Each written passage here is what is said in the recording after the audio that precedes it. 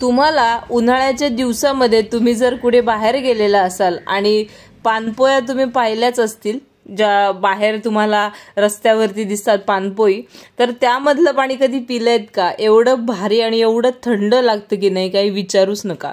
त्याचं कारण पण तसंच आहे बरं का। बाहेरचं मस्त असं थंडगार वातावरण आणि त्यामुळे काय होतं, तिथल्या ज्या पानपोया आहेत त्याला ते छान अशी मस्त हवा खेळती राहते आणि पाणी मस्त थंड राहायला मदत होते। नमस्कार, सोनालीज किचन या आपल्या युट्यूब चॅनल मध्ये तुम्हा सर्वांचे खूप खूप स्वागत। तर आज आपण कोणत्याही प्रकारची रेसिपी बघत नाही आहोत, तर आज आपण छान अशी उन्हाळा स्पेशल किचन टिप बघतोय। त्याची खरं तर गरज आहे।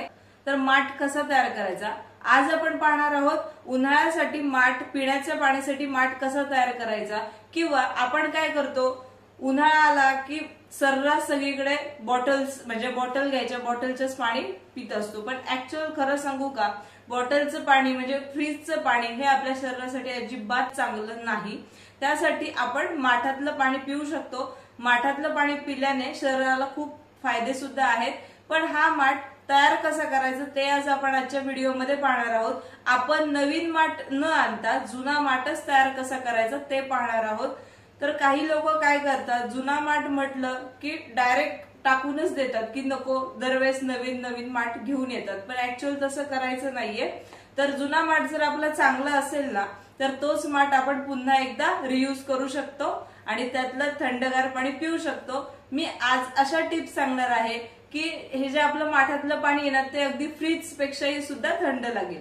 चला आता व्हिडिओला सुरुवात करू। पण चॅनलवर जर नवीन असाल तर आपल्या चॅनलला सबस्क्राईब करा, व्हिडिओला लाईक करा, कमेंट करा, शेअर करा।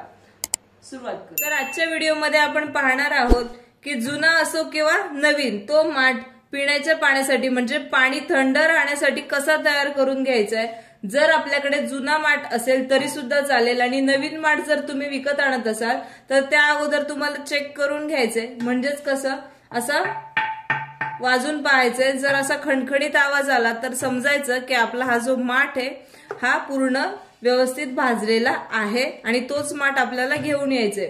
आणि मग काय करायचंय, हा जो माठ आहे आता याला कसं हे बाहेरनं छिद्र असतात, त्यामुळे ती लॉक झालेली असतात। जर तुमचं जुना माठ असेल तरी सुद्धा काही दिवसांनी तुम्ही नवीन आणा किंवा जुना आणा, तरी ही जी बाहेरची छिद्र असतात ती काय करून आपल्याला ओपन करून घ्यायला लागतात। मग हेच कसं करायचंय ते आज आपण आजच्या व्हिडिओमध्ये पाहणार आहोत। छोट्या छोट्या टिप्स सांगितलेल्या आहेत, त्या फॉलो करा।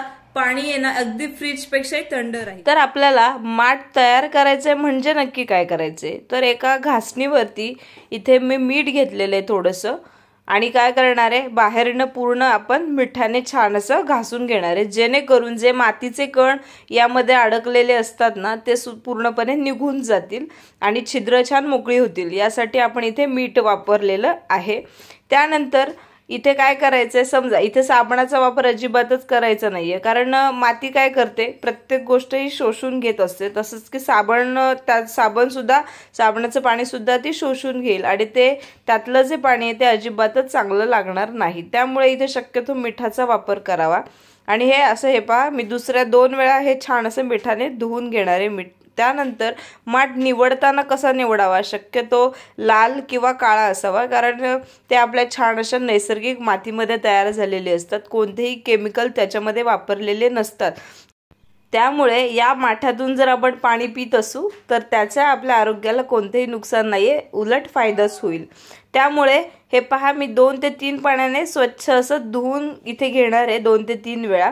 त्यानंतर आपल्याला आता बाहेरून धुवून झालं, आतून आपल्याला स्वच्छ करायचं आहे। त्यासाठी आतमध्ये सुद्धा मी मीठ थोडंसं घातलेलं आहे।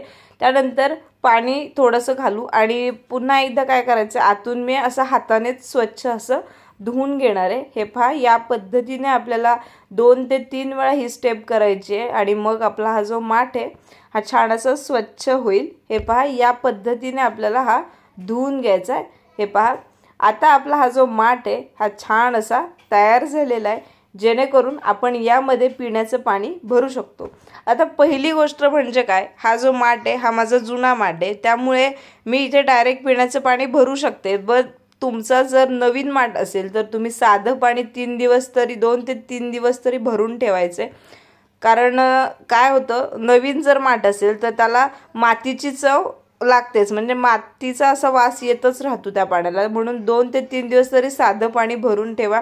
नंतर चौथ्या दिवशी तुम्ही आपलं पिण्याचं पाणी भरून माठ असं छान असं वापरू शकता. आता पहिली गोष्ट म्हणजे आपण माठ स्वच्छ धुवून घेतला, त्यातले जे छिद्र आहे ती छान अशी मोकळी करून घेतली. दुसरी गोष्ट म्हणजे असं आपलं जर एखादं कापड असेल ते छान असं भिजवायचे आणि असं माठाला आपल्याला लावून घ्यायचे.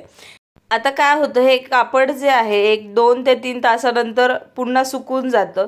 मग आपल्या माठाला छान असा ओलावा तर मिळाला पाहिजे ना, म्हणून मग आपण काय करणार आहे, पुन्हा ग्लासामध्ये 2-3 तासानंतर ग्लासामध्ये थोडंसं पाणी घेऊन हे कापड पुन्हा असं भिजवून घ्यायचे, जेणेकरून माठाला छान असं ओलावा मिळतो आणि आतमधलं जे पाणी आहे हे छान असं गार व्हायला म्हणजे थंड व्हायला मदत होते.